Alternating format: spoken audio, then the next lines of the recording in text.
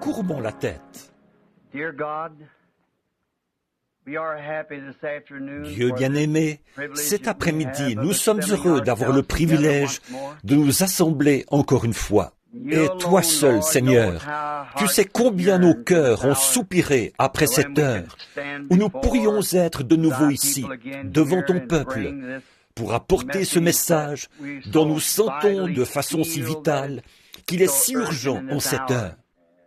Tu nous as accordé ces quelques jours maintenant et nous prions, Dieu bien-aimé, que ta main miséricordieuse soit sur nous pour nous guider et nous diriger. Et donne-nous ces choses dont nous avons besoin, Seigneur, car nos cœurs désirent ardemment mieux te connaître. Nous voyons le grand champ de la moisson, blanc, mûr, et nous savons que le blé est prêt maintenant pour cette glorieuse époque du battage. Dieu bien-aimé, nous prions que tu fasses s'ouvrir la balle autour de nous. Puissions-nous reposer dans la présence du Fils ces quelques jours qui viennent et mûrir pour le royaume de Dieu. Bénis chaque chant qui sera chanté, bénis chaque prière et réponds à chacune qui sera priée, Seigneur. Sauve tous les perdus. Rappelle à la maison du Dieu vivant et à la communion fraternelle ceux qui se sont éloignés. Nous te prions, ô Dieu, de guérir tous les malades qui viendront sous notre toit. Accorde-le, Seigneur. Qu'il n'y ait plus personne de faible parmi nous à la fin de ces réunions. Et, Dieu bien-aimé, aussi pour nous-mêmes, nous qui nous disons l'Église aujourd'hui, les appeler à sortir. Ceux tout autour du monde qui sont sortis de Babylone pour être participants de cette merveilleuse communion en ce dernier jour. Nous te prions, ô Dieu, de vraiment bénir nos cœurs. Nous sommes véritablement affamés, Seigneur, et complètement vidés de toutes les choses du monde, pour autant que nous le sachions. Seigneur, nous avons déposé tous les fardeaux qui nous enveloppent si facilement, et maintenant, courons avec patience dans la carrière qui nous est ouverte. Accorde-le, Père, et qu'à la fin de cette réunion, nous soyons des chrétiens plus entiers, plus forts, meilleurs que ce que nous étions en entrant. Que Dieu reçoive toute la gloire, car nous le demandons au nom de Jésus. Amen. Je pense que c'est un grand privilège ce soir que j'attends depuis assez longtemps. L'autre jour, je disais à ma femme, je deviens tellement impatient à attendre d'arriver au tabernacle. J'ai d'autres amis, bien sûr que j'en ai, dans le monde entier. Mais il y a quelque chose de spécial au sujet de ce tabernacle ici. J'ai été pris de la poussière de ce coin-ci quand Dieu m'a donné la vie sur terre. Et je pense que, s'il tarde, je serai enterré ici quelque part. Quand il viendra, il me trouvera quelque part par ici. Mais on dirait qu'il y a quelque chose quand je pense à Jeffersonville. L'autre jour, je me sentais tellement seul. J'ai dit à ma femme, j'ai la nostalgie. Et je ne sais pas de quoi j'ai la nostalgie, à moins que ce soit ces gens qui prient pour moi. J'ai dit, eh bien, tout ce que je peux faire, c'est de retourner faire quelques jours de réunion, voir si on ne peut pas apprendre quelque chose du Seigneur. Peut-être qu'il veut que nous sachions quelque chose. Et le grand sujet vital qu'on a devant nous maintenant, c'est le mariage et le divorce. Et s'il y a une question, il doit y avoir une réponse. Il ne peut pas y avoir de question sans qu'il y ait une réponse. Peu importe ce que c'est, il doit y avoir une réponse. Et si le Seigneur le veut, j'essaierai d'en parler dimanche matin. Et alors, demain soir, je pense qu'on sera là-bas, elle s'appelle comment déjà cette école? La salle Parkview. Comment? L'école secondaire Parkview. Combien ça vous sait? Bien, je pense qu'ils vont mettre des panneaux, n'est-ce pas, Fresneville? Il y aura, c'est un peu plus haut, à peu près 1 kilomètre, et il y aura un panneau. Vous tournez pour quitter la route. C'est un beau bâtiment en pente, et il y a de quoi appuyer vos bras et prendre des notes de ce que vous voulez écrire, et tout. Et je suis sûr que vous aimerez ça un peu mieux que comme vous seriez plutôt serré aux réunions ici, au au tabernacle. Il y aura beaucoup de places de stationnement. Et je pense qu'il y a une petite consigne qu'on a promis de respecter. C'est qu'on ne doit pas arriver sur le terrain avant 18h30. Et à quelle heure? Je pense que ce serait une bonne idée qu'on arrive là-bas à 18h30. Maintenant, ils ont une autre salle, ici en ville, de 6000 places. Si ça va vraiment bien cette fois-ci, peut-être qu'ils nous laisseront avoir l'autre une fois, pour une grande réunion, peut-être dans le courant de l'été, que je rentrerai d'outre-mer. Et je pense que des places, il y en a... Combien est-ce qu'il y a de places là-bas? 4000. Alors, vous voyez, on ne manquera pas de place. Il n'y aura pas besoin de se presser. Alors, venez à 18h30. Comme ça, tout le monde pourra entrer à l'heure juste, tout le monde ensemble, et je suis sûr que vous aurez une bonne place. C'est en pente, comme ceci, et il y a des choses là sur lesquelles vous pouvez écrire et prendre des notes et tout. Et ça commencera, si le Seigneur le veut. Maintenant, je pense, ce soir, comme c'est la réunion de prière du mercredi soir, la salle est à peu près pleine. Alors je pense qu'il vaudrait peut-être mieux aller là-bas demain soir. On l'a loué au cas où il n'y aurait pas assez de place pour tout le monde. On pourrait aller là-bas. Mais je crois que ce serait mieux d'aller là-bas. Vous ne trouvez pas, Frère Neville, d'aller directement là-bas demain soir? Combien trouvent que c'est une bonne idée? Et là, vous aurez beaucoup de place. C'est déjà loué. C'est payé par des frères de l'Assemblée ici. Ça ne coûte que $50 par soir, ce qui est très... J'aimerais avoir ça partout, pouvoir avoir autant de place pour $50 par soir. Un bâtiment tout neuf, une belle estrade. Bien sûr, je pense bien qu'on va ramasser l'offrande. On ne veut pas que ces frères payent ça de leur poche. On va payer, les rembourser. Mais quand les frais et tout seront couverts, alors bien sûr, on pourra arrêter de ramasser l'offrande. S'il y a des étrangers avec nous, c'est un principe chez nous de ne jamais quêter, quémander, soutirer l'argent des gens. On fait passer le plateau à offrande et c'est un geste religieux. J'ai souvent essayé de ne même pas du tout faire passer le plateau à offrande. Mais ça ne marche pas, voyez. C'est que donner, ça fait partie de notre religion. C'est une partie de notre devoir. Peu importe si c'est juste une pièce de 10 cents ou quoi que ce soit, ou une pièce d'1 cent. Vous vous souvenez, un jour Jésus a vu une veuve qui passait, quand les riches mettaient beaucoup de leurs trésors dans le tronc. Et cette veuve est passée avec peut-être quelques enfants affamés à côté d'elle. Et elle a donné tout ce qu'elle avait, 3 pièces d'1 cent. Et Jésus a dit, qui a payé le plus? Maintenant, si moi j'avais été là, j'aurais dit, ne faites pas ça, sœur. Écoutez, on a assez d'argent. Mais lui, il ne l'a pas arrêté. Voyez, il savait qu'il lui réservait quelque chose de mieux au bout du chemin. Alors, vous voyez, après tout, elle avait une maison dans la gloire vers laquelle elle allait. Et il ne l'a pas arrêtée. Il l'a laissé mettre ses 3 cents parce qu'elle tenait à le faire. Et il fallait qu'elle y tienne, alors qu'elle avait des enfants, qu'elle était veuve, et qu'elle n'avait que 3 cents pour vivre. Elle devait vraiment y tenir. Alors, vous voyez, quand les gens veulent donner, il faut leur donner l'occasion de le faire. Mais je pense à ceux qui se tiennent là. Et les gens qui disent, qui veut donner $50? Qui veut donner $20? Je pense que c'est dégradant pour votre intelligence. Je pense que les gens comprennent qu'il faut de l'argent pour organiser des réunions. Et je ne leur ai jamais laissé faire une chose pareille, les administrateurs. J'ai dit, quand vous devrez faire ça, alors il sera temps que je retourne au tabernacle. Alors, on n'aura pas besoin de le faire. Mais je crois vraiment qu'il faut faire passer le plateau à offrande pour que le culte soit complet. Alors, ils feront probablement passer un petit plateau offrande chaque soir. Et ils diront quelque chose comme, eh bien maintenant, nous allons ramasser l'offrande. Et ils feront passer le plateau offrande et ce sera tout. Et chaque soir, si le Seigneur le veut, je pense que le Seigneur m'a mis à cœur un message bien précis pour l'Église. J'ai passé plusieurs jours à prier. Et je ne vais pas commencer à en parler maintenant. C'est que l'autre jour, il s'est produit quelque chose de vraiment phénoménal, de vraiment merveilleux. Et j'ai bien hâte de vous en parler.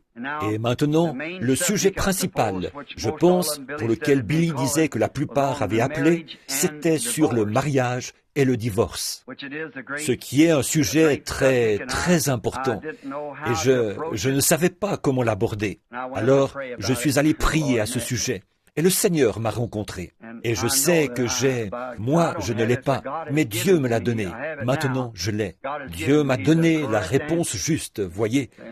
Et je sais que c'est vrai. Et alors, je ne sais pas encore exactement. Peut-être dimanche, il se peut que je demande à nos sœurs de ne pas venir à la réunion de dimanche. Mais je ne sais pas. Ça dépendra si les femmes mariées veulent venir avec leur mari. Il y a des choses vraiment capitales qui doivent être dites. La vérité là-dessus. Et comment? Alors, nous voulons l'exposer entièrement, comme il faut, par l'ainsi dit le Seigneur. Alors vous l'aurez. Alors, vous connaîtrez exactement la vérité. Et je compte sur lui pour le faire. Et maintenant, j'étais là-bas au restaurant l'autre jour, en train de manger. Et Jerry et les autres vous cherchaient.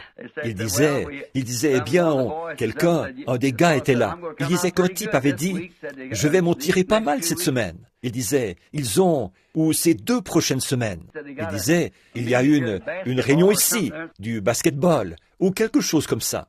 Il a dit, Branham là-bas va avoir une réunion. Il a dit, j'aurai beaucoup de monde à nourrir. Au Ranch House, un de ces restaurants là-bas. Et ils étaient très gentils. Et je suis très content de vous. Parce qu'ils ont dit tout plein de bonnes choses à votre sujet. Là-bas, au Ranch House, le gérant m'a rencontré l'autre jour. J'arrivais vers les 2h30 du matin de l'Arizona. Et il a dit, eh bien, frère Branham, j'ai entendu dire que vous alliez encore faire une série de réunions. Il a dit, j'ai embauché de la main-d'œuvre supplémentaire, qu'il a dit. Et il a dit, et puis, je veux dire une chose, c'est que ces gens qui viennent de là-bas, ce sont vraiment des gens bien. Là, j'étais vraiment fier de vous. Voyez? Parce qu'après tout, pour moi, vous êtes un peu comme mes chevreaux, et ou mes enfants plutôt. Alors, un chevreau, c'est un bouc, et vous n'êtes pas des boucs. Vous êtes mes agneaux. Qu'est-ce que vous dites de ça? Vous êtes les agneaux du Seigneur, qu'il m'a chargé de nourrir.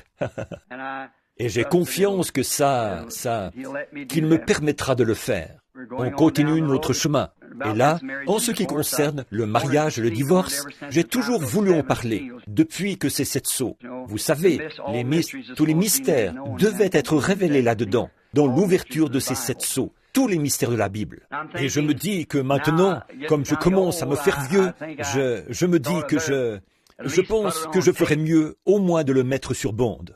Au cas où il m'arriverait quelque chose, alors l'Église se demanderait, on se demande ce qu'il avait à l'esprit. Qu'est-ce qu'il aurait dit? Et tous ces sujets qui ont l'air d'être si difficiles, je pense qu'avec l'aide du Seigneur, je vais tâcher de vous les apporter. Comme ça, s'il arrivait quelque chose et que je doive m'en aller avant qu'il revienne, alors vous aurez l'information. Je pense qu'on a des nouveaux livres qui sont parus. Je vois Sir Vail. Je ne sais pas si le docteur est ici ou pas. Est-ce qu'il est ici, Sir Vail? Il doit être dans la réunion. Je ne le vois pas. Mais, oh oui, tout au fond. Et frère Vail a écrit un livre et je crois qu'aujourd'hui on m'a dit 2. Frère Vail, est-ce que c'est juste? Vous en avez 2 là, maintenant? 2 livres. Maintenant, je ne sais pas. D'après ce que j'ai compris, chaque personne peut en avoir un exemplaire. Alors c'est ce que j'ai compris. Je peux me tromper. Il y a aussi les 7 âges de l'Église qui sont terminés. C'est bien ça, frère Vail? Ils sont sous presse maintenant. Et je suis sûr que vous voudrez vous les procurer, parce qu'ils apportent la réponse à une foule de questions qui vous tenaient à cœur. Et après ça, on va essayer d'avoir les 7 sceaux ouverts, vous savez, en livre, pour que chacun puisse le lire sous une forme qu'ils veulent, qu'ils peuvent comprendre, et qu'ils puissent l'étudier. Je trouve que c'est écrit, si ça... D'abord, on l'a pris directement de la bande, comme c'était écrit, ou dit. Vous savez, on peut apporter une prédication, c'est une chose, mais rédiger un livre, c'en est une autre. Vous voyez, comme s'il m'arrivait d'effleurer un sujet, comme je vous dirais à vous comprendriez, je dirais, maintenant, la semence du serpent. Vous voyez? Eh bien, maintenant, celui qui lirait ce livre, si on transcrivait ça, il se demanderait, qu'est-ce que c'est que la semence du serpent? Vous voyez? Et il ne saurait pas. Si ça arrivait dans un endroit comme Princeton ou quelque part, alors il penserait qu'on est des gens sans intelligence. Alors, j'ai demandé à frère Vail de m'aider un peu avec ça. et garder la même idée et d'arranger la grammaire là-dedans. Et je suis certain que ma grammaire à moi, ce serait un mystère pour eux, sûrement. Alors le frère Vail est vraiment fort là-dedans. Alors il est comme un... Et puis, en faisant ça, je pense que notre précieux frère a dû trouver un peu d'inspiration en plus, d'une certaine manière. Et il a dit qu'il allait lui-même écrire quelques livres en s'inspirant de ceux-là. Alors, il en a écrit un qui s'appelle, je crois, Le prophète du XXe siècle. Et un autre, L'Église de Laodicée, je crois, ou quelque chose comme ça. Et Billy m'a dit ça ce soir, que je crois qu'il en est arrivé plusieurs milliers aujourd'hui. Quelqu'un les a apportés du Texas. Et comme ça, ils seront ici. Et ils vont annoncer ça, je pense, à combien ils sont. Je pense qu'ils sont déjà payés. Je ne suis pas sûr. Et s'ils le sont, ils vous seront donnés, vous voyez, pour gratuitement. Et nous espérons qu'ils vous plairont. Si oui, serrez la main à frère Vail, là derrière, et dites-lui combien vous appréciez. Pour moi, je n'ai jamais lu ça. Si je les lisais, je pourrais changer d'avis là-dessus. Alors, je vais essayer de les lire cette semaine, pendant que j'en ai l'occasion, si je peux. Maintenant, comme on est mercredi soir, notre série de réunions commencera officiellement demain soir. Mais je trouvais que, vu que je suis ici parmi vous, je ne pouvais simplement pas rester là-bas à la maison en sachant que vous étiez tous ici. Vous savez, c'est comme quand on a de la famille qui arrive et qu'on se dépêche d'aller les accueillir au bout de l'allée. Vous savez, et j'ai pensé que j'allais tout de suite venir vous souhaiter la bienvenue à Jeffersonville. Et alors, la semaine dernière, non, excusez-moi, c'était il y a à peu près 3 semaines, je suis rentré. J'étais parti j'avais été à des réunions dans tout l'Arizona là-bas, et j'étais rentré pour essayer de me détendre. Alors, je suis parti à la chasse, et j'ai eu le record de l'Arizona pour le plus gros puma. Je l'ai poursuivi sur 32 kilomètres à travers la forêt pour l'attraper. Mais pourtant, quand j'y pense, que je n'aurais jamais cru quand j'étais un jeune garçon, juste pour montrer comment ces choses arrivent. Une petite maison que le Seigneur nous a donnée là-bas pour les mois qu'on passe là-bas, et l'école pour les enfants. J'étais un jeune garçon. Je pense que Jimmy Poole est ici ce soir. Peut-être que son père est ici. Jim le baraquet. On allait à l'école ensemble. Et je me souviens que j'étais assis là, un petit garçon en guenilles, et j'avais des chaussures de tennis avec les orteils qui sortaient. J'empruntais une feuille à l'un, un crayon à l'autre. À l'époque, j'écrivais des poèmes. Et Madame Wood, qui est ici, m'a fait réciter ça cet après-midi. Ça a été enregistré, celui sur ma vieille Ford, vous savez, et il n'est pas mal. Maintenant, elle a dit, eh bien, vous devriez envoyer ça à Monsieur Ford. J'ai dit, il y a trop de vérité, je crois, sur l'avant qui vibre, la boîte de vitesse qui grince, et le volant qui ressemble à un casse-tête chinois. Mais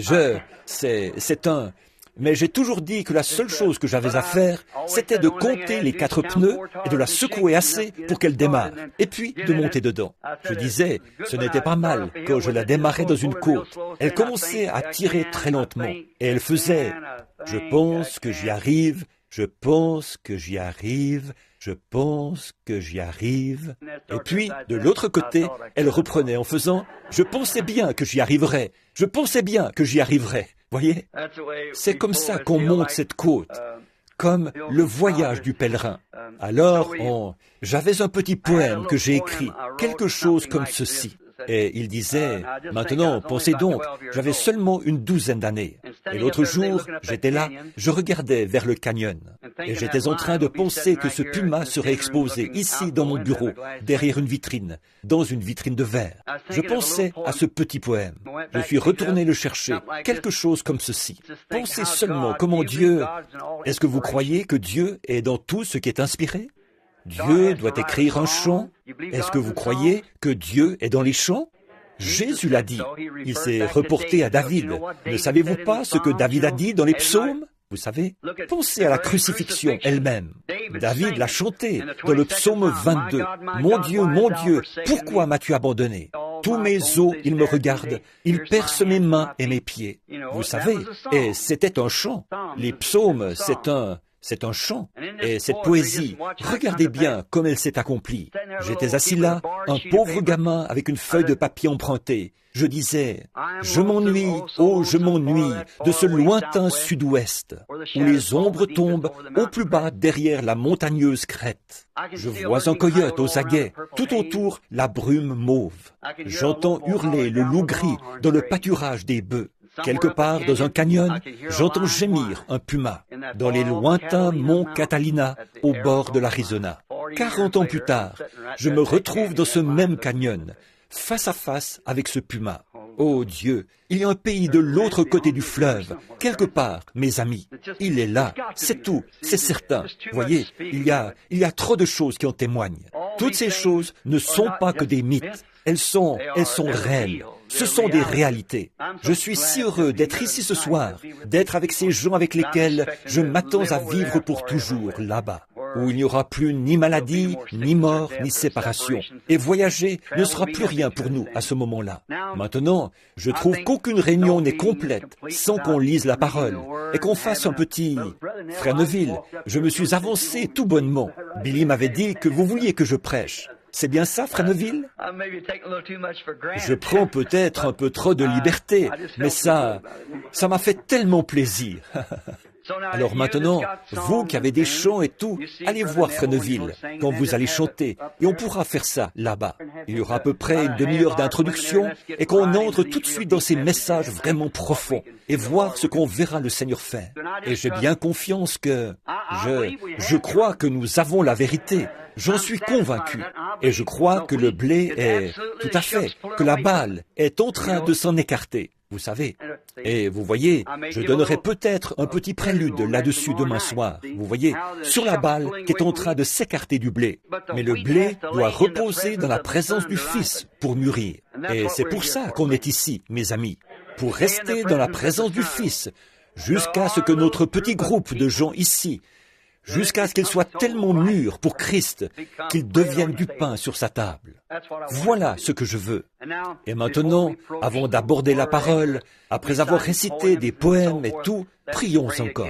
Ensuite, nous prendrons notre sujet. Bien-aimé Jésus, aide-nous maintenant ce soir pour ces quelques mots, comme nous nous attendons à toi. Et nous prions que ta grâce et ta miséricorde soient avec nous, Seigneur, et attendris nos cœurs. Enlève toute la balle, les épines, les chardons, que les rayons bénis du soleil de Dieu viennent sur la parole, Seigneur, et que nous ayons une réunion si glorieuse qu'il n'y ait plus personne parmi nous qui ne soit pas sauvé. Tous les enfants seront dans le royaume de Dieu. Ceux qui n'ont pas le baptême de l'Esprit, qu'ils le reçoivent, Père. Que tous les grands mystères que nous devons connaître dans cet âge, Seigneur, nous soient dévoilés. Et nous verrons Dieu clairement. Ainsi nous saurons comment nous comporter et comment agir, en nous corrigeant et en soumettant les membres de nos corps par la discipline de la parole, afin que nous sachions comment nous devons vivre en ce jour-ci, alors que le Seigneur Jésus est proche. Alors que je lirai de ta parole ce soir, Seigneur, il se peut qu'à cause de mon peu d'instruction, je réussisse à lire certains mots et peut-être que j'en prononce mal d'autres. Mais Seigneur Dieu, toi seul peux en faire sortir le contexte. Tu es le seul qui puisse le faire. Il n'y a aucun moyen pour qu'un être humain puisse jamais y arriver. C'est entre tes mains, Seigneur. Alors, donne-nous chaque soir ces choses qui sont cachées dans ta parole, afin que nous soyons de meilleurs chrétiens et que nous vivions comme il faut à l'heure où nous sommes, comme des chrétiens modèles. Nous le demandons au nom du Seigneur Jésus. Amen. Maintenant, beaucoup d'entre vous, dans vos Bibles, j'aimerais que vous preniez le livre de Jonas. On parle tellement souvent de ce que Jonas était rétrograde et tout. J'ai toujours pris le parti de Jonas. Je ne crois pas que Jonas était rétrograde. Je ne crois pas ça. Je crois simplement que, des fois, on l'utilise pour dire de quelqu'un, c'est un Jonas. Mais j'en ai déjà parlé d'une autre manière. J'ai dit ce que je pensais là-dessus. Jonas, ce qui était arrivé. La parole de l'Éternel fut adressée à Jonas, fils d'Amittai, en ces mots. Lève-toi, va à Ninive, la grande ville, et crie contre elle, car sa méchanceté est montée jusqu'à moi. Et Jonas se leva pour s'enfuir à Tarsis, loin de la face de l'Éternel. Il descendit à Jaffo et il trouva un navire qui allait à Tarsis. Il paya le prix du transport et s'embarqua pour aller avec les passagers à Tarsis, loin de la face de l'Éternel. Quelle triste fin! Un homme qui fuit la face de l'Éternel. Et c'est mon sujet. Maintenant, d'abord, nous voulons penser à ceci. Jonas était la raison, la principale raison, je crois, pour laquelle il a fait cette chose extraordinaire là. C'est parce que Jonas était juif. Et il lui était demandé d'aller dans une ville des nations pour crier contre elle. Et il pensait qu'il ne serait pas reçu. En effet, les gentils se diraient, « Qu'est-ce que ce juif a à faire avec nous ?» Mais vous voyez, autre chose, ça nous fait voir quelque chose de glorieux ici. C'est que Dieu n'est pas seulement le Dieu des Juifs, mais il est aussi le Dieu des gentils. Il est le Dieu de tous les peuples. Il avait choisi les Juifs, c'est tout. Les Juifs étaient appelés le peuple choisi de Dieu. Ils avaient été choisis dans un but particulier. Et ce but, c'était de leur donner la loi. Et ils n'arrivaient pas à s'y conformer. Et il s'est simplement servi de ce peuple-là pour montrer qu'il était impossible de se conformer à la loi, qu'il était un Dieu de justice. Et que la loi exigeait une vie droite, mais il n'y avait pas de grâce dans la loi pour qu'un homme puisse s'en sortir. La loi n'avait pas expié de peine, mais il a fallu la grâce pour expier la peine que la loi nous avait imposée. Et ici, Jonas, un des petits prophètes de la Bible, a été appelé à descendre dans cette ville. Et là, on voit un exemple de nous tous. Chacun d'entre nous, on fuit toujours quelque chose. On fuit les difficultés, on fuit les responsabilités. On a tous tendance à faire ça. On est plus porté à fuir qu'à rester là et à faire face. Vous voyez, c'est simplement qu'on se met à fuir. Des fois, on est porté à fuir le travail. On ne veut pas travailler. Il y a des gens qui s'imaginent simplement qu'ils peuvent gagner leur vie sans travailler. Mais je pense, c'est Salomon qui a dit que c'est là qu'on peut trouver la réponse, en observant une fourmi. Vous savez, une petite fourmi. On m'a dit que si cette fourmi, chacune, si elle ne travaille pas pour faire des provisions, cette fourmi ne mange pas non plus cet hiver-là. Alors chacun doit travailler. On a tellement de choses qu'on doit faire, tellement de responsabilités auxquelles on doit faire face. Tout le monde doit faire face à une certaine responsabilité. Quand vous allez pour choisir votre épouse, pour vous marier, ou choisir votre mari, vous devez prendre une responsabilité. Et alors, vous devez vous souvenir, peut-être que vous construisez une maison, une belle maison, jolie. Et alors, souvenez-vous, en tant que femme mariée, vous devez penser à la responsabilité d'élever des enfants. Et vous devez penser que ces beaux murs bien lisses seront pleins de traces de petites mains sales. Ensuite, vous avez la responsabilité d'éduquer vos enfants. Vous avez la responsabilité de les vêtir, de les nourrir. Tout est une responsabilité. Et c'est si facile, quand les responsabilités sont devant nous, de les esquiver. Et on découvre que le mariage est une responsabilité à tous les points de vue. Même, très souvent, on trouve, ce n'est pas facile à dire, mais c'est vrai, que des serviteurs de Dieu, souvent, esquivent une responsabilité de prendre position pour la vraie parole de Dieu quand ils y sont confrontés. Ils esquivent cette responsabilité. Quand nous, les êtres humains, on est confrontés à la vérité de la parole de Dieu, on a tendance à reculer jusqu'à la dernière limite. Je viens juste d'avoir une conversation avec mon petit-neveu là-bas. Il est catholique. Et j'ai baptisé ce garçon au nom de Jésus-Christ, ici, il y a quelques années. Et il s'est mis à sortir avec une fille, et il s'est fait catholique. Et j'ai tenu la main de sa mère quand elle était en train de mourir là-bas. Elle m'a dit, les derniers mots, prends soin de Melvin. Et dernièrement, il a eu des songes. Il ne peut simplement pas, chaque jour, la semaine passée, il a eu des songes. Il a dit, j'entrais dans ton église, oncle Bill, et tu étais là, debout en train de prêcher. J'accourais pour me mettre à faire une confession. Je me réveillais. Il a dit, j'ai eu tort. Je lui ai dit, Melvin, tu n'as pas besoin d'interprétation pour ça. Ta place, c'est là-bas. C'est là que tu dois être. C'est ça, vous voyez. Mais d'assumer des responsabilités, parfois, ça nous écorche de faire ça. Et comme père, d'assumer la responsabilité de donner une correction à votre enfant. Ces petits-enfants, vous ne voulez pas faire ça. Mais en tant que père ou que mère, vous devez assumer la responsabilité d'élever cet enfant. Parce que la Bible a dit, ménage la verge et tu gâteras ton fils. Et ça tient encore bon aux yeux de chaque psychologue qu'il y a dans le monde. Ça reste toujours la vérité de Dieu. S'il y avait eu plus de ça mis en pratique, on n'aurait pas eu tant de délinquance juvénile et tout ça, et la pourriture qu'on a dans le monde aujourd'hui. Mais la vieille règle d'or du foyer a été transgressée il y a longtemps et laisse les enfants faire tout ce qu'ils veulent. Mais, comme je disais, même des prédicateurs, ils vont être confrontés à la vérité et ils vont s'en détourner. Vous voyez, ils sentent qu'il y a quelque chose, qu'ils ne veulent pas l'assumer. Souvent, des gens sont venus me voir en disant, « Je sais que c'est vrai, frère Branham, mais si je faisais ça, ils me mettraient à la porte de l'église. » Et alors, si vous ne le faites pas, c'est là-haut que vous serez mis à la porte. De toute façon, vous devez être mis à la porte quelque part. Voyez, alors, vous faites mieux d'y faire face, au lieu de fuir et de dire, « Eh bien, je vais aller ici, je n'y retournerai pas. » Retournez-y, c'est sûr, écoutez-en encore. Sondez les Écritures. Jésus a dit, sondez les Écritures, parce que vous pensez avoir en elles la vie éternelle. Ce sont elles qui rendent témoignage de moi. Mais on découvre que les gens ne veulent pas faire face à ça. En étant amenés dans la présence de Dieu, et de voir quand Dieu a fait une promesse, et Dieu est tenu par cette promesse. Et quand il fait s'accomplir cette promesse, alors les gens ont peur de faire face à la responsabilité d'assumer le message de l'heure. On trouve ça partout. Qu'en est-il de vous les luthériens? Combien de luthériens ont eu peur?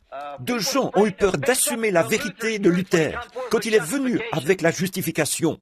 Regardez ce que ça vous a coûté, peut-être votre propre vie, de sortir et de confesser ouvertement Jésus-Christ et de devenir un luthérien. Regardez, vous, les méthodistes, comment c'était autrefois. On vous appelait des exaltés. Je pense que vous saviez ça. Et ils entraient dans l'esprit, et ils étaient secoués par des spasmes. Et on disait qu'ils avaient la danse de Saint-Guy. Les maîtres, ça non, ce n'est pas des pentecôtistes, c'était des méthodistes, il y a bien des années. Et ils étaient secoués, et ils tremblaient, et tombaient sous la puissance de Dieu.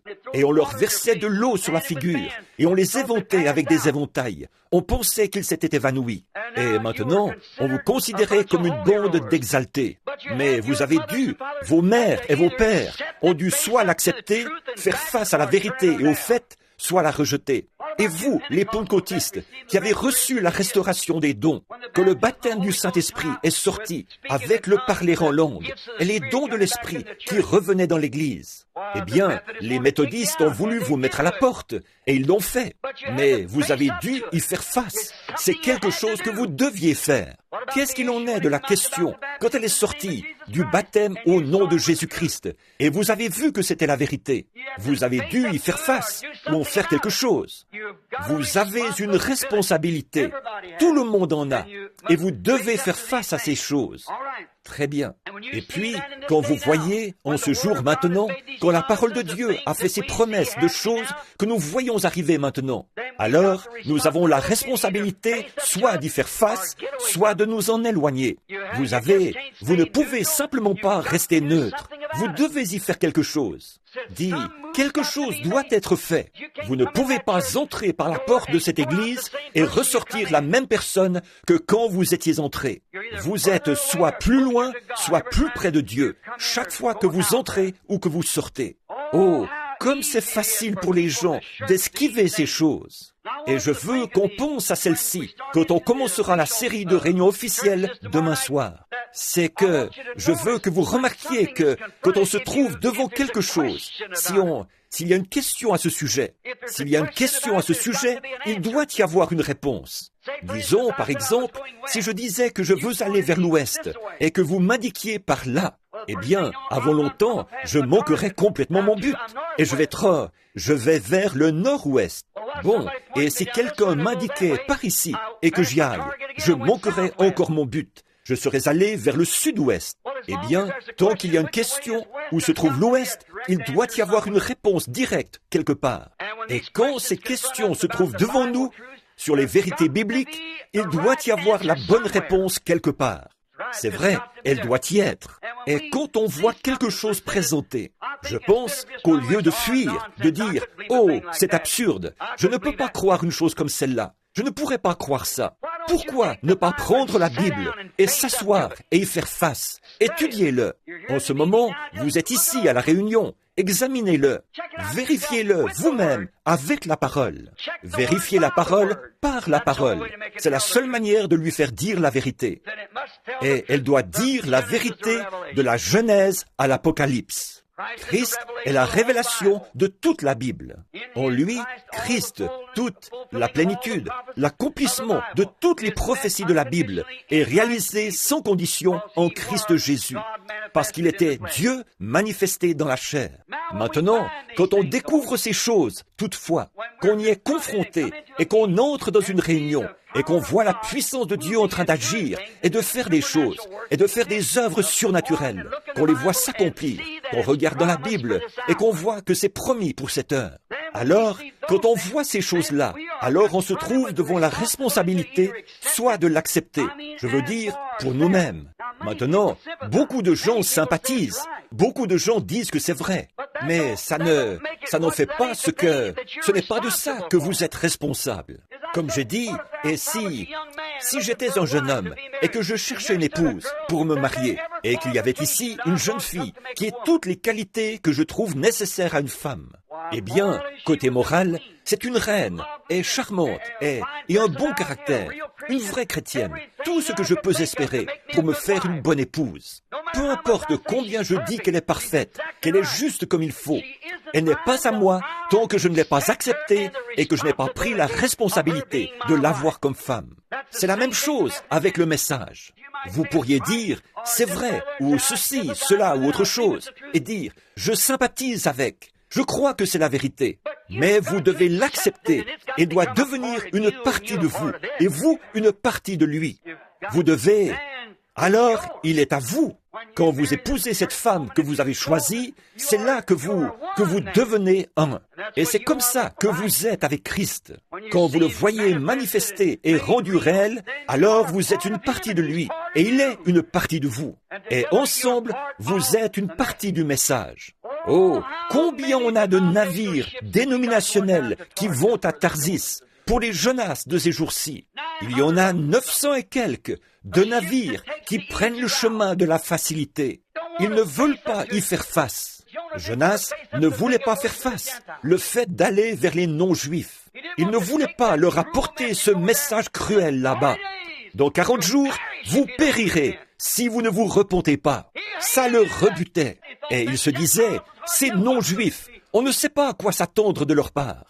Mais il devait y faire face. Vous voyez, seulement il a pris le bateau de la facilité et il est allé à Tarsis. Il est descendu au fond du bateau et il s'est endormi. Il a choisi le chemin de la facilité. C'est un chemin facile. C'est un chemin qui a du succès auprès des gens. C'est facile de prendre le chemin où tout le monde vous passe la main dans le dos et dit que vous êtes un brave type.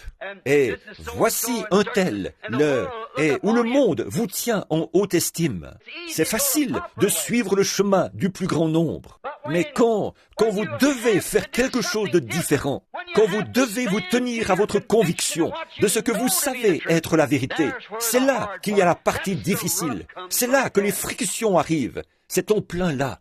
Oh, comme on a souvent chanté ce vieux cantique. Qu'il est facile, quand on navigue sur une mer calme, de se confier dans la force du grand bras de Jéhovah. Mais, oh, que les vagues se mettent à souffler, que le vent souffle et soulève les vagues. Alors, qu'est-ce que vous faites? Quelque chose comme on m'avait raconté une fois qu'une dame avait dit, à l'époque des voitures à cheval. Elle a dit que le cheval s'était emballé avec elle en rentrant de l'église. On a dit, qu'est-ce que vous avez fait? Elle a dit, j'ai fait confiance au Seigneur jusqu'à ce que les rênes lâchent. Eh bien, c'est là le moment de faire confiance au Seigneur. Après que les reines ont lâché. Vous faites confiance aux reines jusqu'à ce qu'elles aient lâché. Oui. Et alors, on découvre qu'il y a beaucoup de chemins faciles, de bateaux qui vont à Tarsis. C'est que c'est facile. Pas de responsabilité. Ça va tout seul, vous avez tout qui vient, tout le monde vous aime bien. Et tout le monde, vous êtes un... Personne n'est en désaccord avec vous. Vous n'êtes en désaccord avec personne.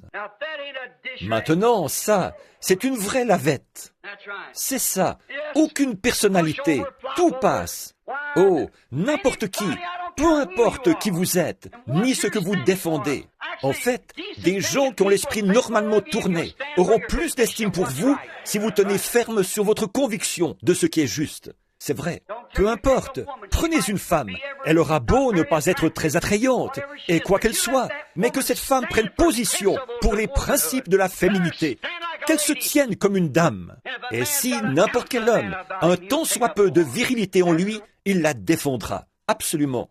On apprécie quelque chose que quelqu'un a, qu'il croit être la vérité, et qu'il tient ferme pour ce qu'il pense être juste. Tellement mou. Voilà comment trop de chrétiens sont aujourd'hui. Ils sont si ramollis et tout, qu'ils pensent que tout ce qu'il y a à faire, c'est de se joindre à une église, entrer quelque part, mettre leur nom sur un registre, ou faire un petit quelque chose. Sauter, crier, ou quelque chose comme ça. Et appeler ça être chrétien. Être chrétien, c'est une vie de tous les jours, rude, vivre pour Dieu dans ce monde présence. C'est avoir le feu et l'amour de Dieu qui brûlent constamment dans le cœur, qui vous enflamment et qui vous font aller là-dehors avec les gens et faire des convertis à Christ, des responsabilités. Mais c'est facile de suivre le train du monde. C'est facile de suivre le courant. Allez là-bas, vous asseoir dans votre bateau sur la rivière. Prenez vos rames et mettez-vous à ramer à contre-courant. Vous n'allez pas bien vite et c'est dur. Mais lâchez seulement les rames et regardez à quelle vitesse vous passez devant les arbres en descendant. Mais regardez où vous allez. Quand les choses flottent facilement, souvenez-vous, vous allez vers une grande cataracte là-bas, en quelque sorte. Vous allez vers les chutes, et avant longtemps, vous allez être précipité dans ces chutes. De flotter simplement avec le monde, facilement, comme ça va, vous ne voulez pas ça. Non, monsieur. Mais vous devez accepter votre responsabilité. Maintenant, vous le croyez, et vous pensez que c'est la vérité. Et la responsabilité que Dieu nous a donnée aujourd'hui d'apporter ce message. Et comme je prends de l'âge, et je sais que mes jours raccourcissent, je ressens cette responsabilité plus que jamais. Avancez, sans relâche. Nous devons le faire. Nous devons nous y mettre partout où nous allons et annoncer le message et dire aux gens que Jésus-Christ revient, qu'il est Dieu et qu'il vient bientôt. Il ne reste aucun autre espoir pour le monde que la venue du Seigneur. Là-bas au fond, je vois des amis qui étaient avec moi là-haut quand l'ange du Seigneur. Ces gars qui sont assis ici, je pense qu'ils ont trouvé l'endroit où ça s'est passé là-haut. Et souvenez-vous simplement de ce que le Seigneur a dit ce jour-là à Faywood. Il montait la colline et il était en quelque sorte en train de pleurer parce que sa femme était malade.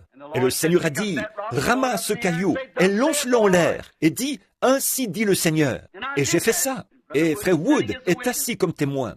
Et j'ai dit, Frère Wood, il ne se passera pas longtemps avant que tu vois arriver quelque chose. Et le lendemain, pendant qu'on était debout là, nous tous ensemble, et beaucoup de ces hommes sont ici même ce soir.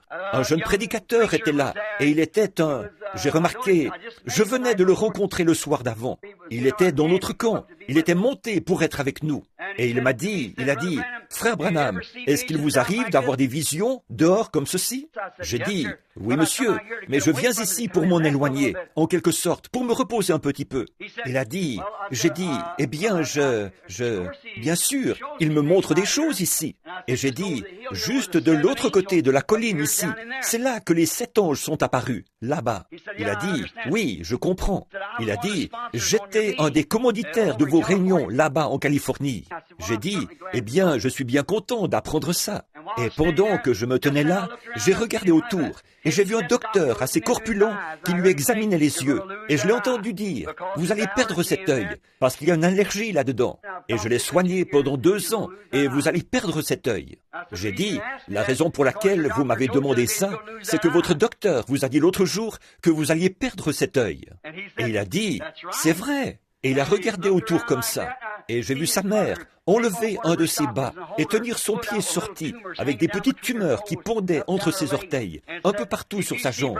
Et elle a dit, si tu vois Frère Branham, dis-lui de prier pour ça. Et je lui ai dit, votre mère a sorti son pied comme ça. Et elle a dit elle a plein de petites tumeurs partout sur ses orteils. Et comme ça. Et elle a dit, fais prier Frère Branham. Il a dit, Frère Branham, c'est la vérité. J'ai regardé en arrière. Quand je l'ai fait, je l'ai vu qu'il se tenait là, en me regardant, comme ça, les yeux, tout ce qu'il y a de plus clair. Je l'ai rencontré cet automne.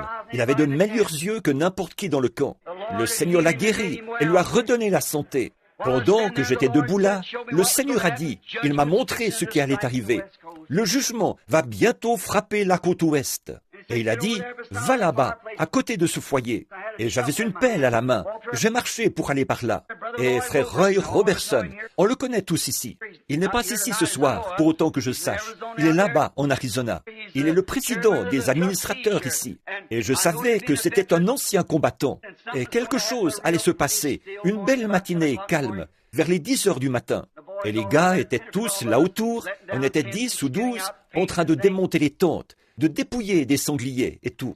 Alors, j'ai marché autour, j'ai dit, Roy, cache-toi vite, quelque chose est sur le point d'arriver. Je n'ai pas pu lui en dire plus. Mais j'étais à peine arrivé là-bas, et le tourbillon de Dieu est descendu du ciel, et il a claqué il a fait trembler les collines. Il est entré dans cette montagne, il a ouvert une tranchée tout autour, à environ 1,50 m au-dessus de ma tête, et il a arraché la cime de tous ces arbres, pendant que les pierres sortaient. Il est monté en l'air, et il est redescendu, avec un autre grand baptême, et il a frappé la montagne d'un bout à l'autre, et il a projeté les pierres comme ça. Il l'a fait 3 fois, et puis il est monté en l'air. Et frère Banks est venu vers moi, il a dit, « C'est ça que tu disais hier ?» J'ai dit, « Oui monsieur, c'est exactement ça. » Voyez? Et 2 jours après, l'Alaska a failli être englouti là-haut. Et cette côte ouest n'a pas arrêté d'être secouée. Les tonnerres et les poussées et tout ce qui se passe. Et un de ces jours, elle va glisser sous l'océan. C'est vrai. Qu'est-ce que c'est? Nous vivons à l'heure de la venue du Seigneur. Quand on voit s'élever des isthmes et toutes ces différentes choses, on sait qu'il doit y avoir une bonne réponse à ça. Il y a des gens là, dans le pays, maintenant, qui vont dans des cavernes et tout. Et le 16 mars, vous l'avez lu dans le journal, le Seigneur va revenir. Vous savez que c'est faux. Jésus a dit, aucun homme ne connaît la minute ou l'heure. Quand on voit toutes ces choses, et les choses qui se produisent comme elles le font, il y a forcément la vraie réponse quelque part. Il doit y avoir une vérité. Il y a un est et un ouest, mais il y a un sud-est et nord-ouest ou quelque chose. Mais il y a forcément la vraie réponse quelque part au problème. Esquivez ça? Nous devons dire aux gens que nous vivons aux heures de la venue du Fils de Dieu. Nous voulons veiller et Dieu être en marche tout le temps, prêt à donner à un homme une réponse juste. Ça a toujours été comme ça. C'est dans l'homme. Il s'est esquivé et il s'est éloigné de Dieu depuis Adam dans le jardin d'Éden. Quand Adam était dans le jardin d'Éden, quand il s'est trouvé devant la responsabilité de faire son choix, est-ce qu'il resterait avec Dieu ou est-ce qu'il irait avec sa femme? Il a dû faire ça. La responsabilité lui revenait. Il devait prendre soit ce que sa femme disait, soit ce que Dieu disait. Et quand il a choisi de suivre la voie de sa femme, et quand il a fait ça, alors il a perdu sa condition originelle. Et il a soumis le monde entier à la mort. Quand il a dû prendre la responsabilité, ou soit d'accepter une lumière nouvelle que sa femme avait trouvée, qui était contraire. Oh Dieu, pensez-y! Dieu leur avait seulement donné environ 8 ou 10 mois à garder. Mais de cet arbre-là, tu n'en mangeras pas. C'est tout ce qu'ils avaient à garder. Et même avec juste ça comme parole, ils l'ont transgressé. Alors Adam a dû faire face. Est-ce que je vais faire ce que ma femme m'a dit de faire, ou est-ce que je vais faire ce que Dieu m'a dit de faire? Et il s'est éloigné, les yeux ouverts. Il devait prendre la responsabilité. Ça a précipité la race humaine tout entière dans la mort. Alors, cet autre Adam est venu, qui était Christ. Il n'y a jamais eu quelqu'un comme lui. Quelqu'un dire qu'il n'était pas Dieu, son caractère unique a prouvé qu'il était Dieu. Il n'y a jamais eu une créature qui a vécu comme lui. Il vivait dans un monde à lui. Il est né en dehors du domaine naturel. Alléluia! Il est le Créateur lui-même fait chair. Qui aurait jamais pu se tenir où il s'est tenu? Qui a jamais parlé comme lui? Qui aurait jamais pu dire les choses qu'il a dites? Qui aurait jamais pu faire les choses qu'il a faites? Son caractère unique a prouvé qu'il était Dieu. Il n'y a aucun prophète ou quoi que ce soit d'autre qui aurait pu faire ce qu'il a fait, qui aurait pu appeler les morts à sortir de la tombe, qui aurait pu arrêter le ciel et faire tout ce qu'il voulait. Il était Dieu. Qui aurait jamais pu prendre sa place? Qui pouvait-il être d'autre que ce Dieu parfait, immortel, qui a été fait chair et qui a habité parmi nous? Il n'y a jamais rien eu qui lui soit comparable. Il vivait dans un monde à lui. Aucun homme n'a jamais parlé comme lui. Dès qu'il ouvrait la bouche, il y avait quelque chose là qui était différent de n'importe qui d'autre. Quelqu'un a dit qu'il était seulement un homme ordinaire. Je proteste. Il était Dieu. Voilà ce qu'il était. Car aucun homme n'a jamais parlé comme lui. Aucun homme n'aurait pu parler comme lui. Parce qu'il était la parole vivante elle-même, faite chair, la manifestation de la plénitude de Dieu. Je l'admets, les prophètes avaient leur message. Ils l'avaient à l'époque, ils l'ont aujourd'hui. Mais là, il y avait dans son corps la plénitude de la divinité manifestée là. Il était l'unique. Et c'est lui qui a dû affronter la question. Avec toute la puissance qu'il avait, il aurait tout à fait pu être le roi du monde. Il le sera. Et pour ses saints, il l'est déjà. Il s'est tenu là. Quel homme aurait été pauvre, n'aurait pas eu d'endroit où reposer sa tête, alors qu'il savait même où se trouvait un poisson qui avait avalé une pièce de monnaie? Quel homme aurait pu prendre ces grandes cruches d'eau et les transformer en vin et ne pas avoir d'endroit où reposer sa tête? Il a dû assumer les responsabilités qui lui avaient été confiées. Quel homme aurait pu ressusciter de la tombe un homme qui était mort depuis 4 jours et qui était en train de pourrir? Est-ce qu'il n'aurait pas pu se sauver lui-même? Bien sûr qu'il aurait pu, mais s'il l'avait fait, il ne nous aurait pas sauvés. Il a dû assumer les responsabilités et à cause de son obéissance à la parole. Alors que la désobéissance d'Adam, qui lui avait pris le raccourci, le chemin de Tarsis. Mais Jésus a pris le chemin de Ninive, vers les nations, pour se chercher une épouse. Je suis heureux ce soir qu'il l'ait fait. Alors, on devrait se rendre à l'évidence qu'on lui appartient et renoncer au monde. Amen. Chaque homme a dû l'assumer, qui a une responsabilité devant Dieu. Prenons par exemple Noé. Il a dû le faire. Noé, Moïse, Élie et tous les autres, chaque âge, ils ont dû assumer la responsabilité. Et ils ont dû le faire. Et c'est justement pour ça qu'ils ont été envoyés. Chacun dans son temps. Regardez Noé dans son âge de science et comme il a dû affronter quelque chose qui était tellement contraire à la science.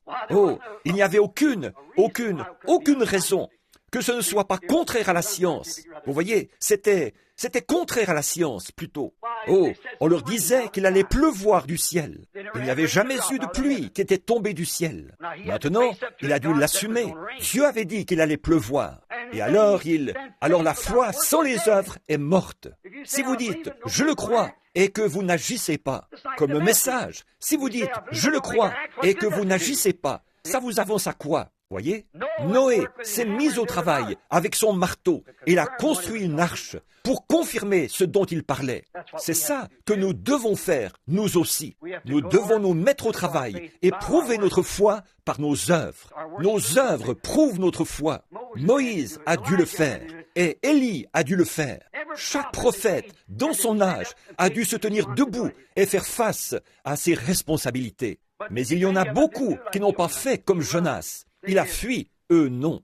Remarquez, crie contre elle. Oh là là, c'est ça. Voilà ce que c'est. Crie contre elle. C'est là qu'on peut vérifier. Rien qu'aller là-bas, dire à ces gens, dites, je suis venu me joindre à vous les gars. Vous savez, je crois que je vais vous dire ce que je vais faire. J'ai une petite chose ici. Je pense que je peux en faire un. Tous nous rassembler. Et on fera ceci, cela ou autre chose. Mais c'était crie contre elle. Quand vous devez crier contre quelque chose. Maintenant, il a dû crier contre tout ce qu'il y avait là-bas. Crier contre la ville. Crier contre leur travail. Crier contre leur église. Crier contre leurs prophètes. Crier contre leurs prédicateurs. Crier contre leurs prêtres. Crie contre elle. Contre tout. Crie contre elle. Noé a crié contre son âge. Bien sûr, il l'a fait contre les églises de son âge. Moïse a très certainement crié contre son âge, contre les gens, les prêtres, et ainsi de suite. Il a crié d'un bout à l'autre du désert. À chaque croisement, il criait.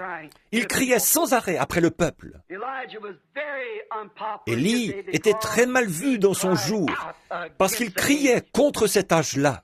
Il l'était certainement. Jean-Baptiste était très mal vu dans son âge. Il a crié contre son âge. Il a dit au roi, le potentat du pays, il avait épousé la femme de son frère. Il a dû prêcher sur le mariage et le divorce un matin. Alors, il a crié contre ça. Il a dit, il ne t'est pas permis de l'avoir. Ça lui a coûté d'avoir la tête tranchée plus tard. Mais il a crié et il est resté à son poste. Il n'a jamais pris le bateau pour Tarsis en disant, eh bien, je veux bien être d'accord avec toi, Hérode. C'est bon, puisque tu trouves qu'elle est gentille, qu'elle est une bonne épouse pour toi. Vas-y.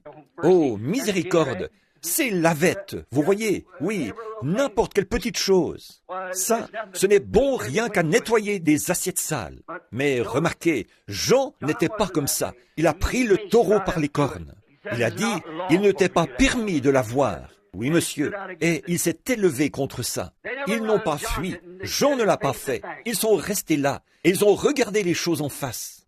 Une fois, Moïse a essayé de fuir comme Jonas. Mais Dieu l'a ramené.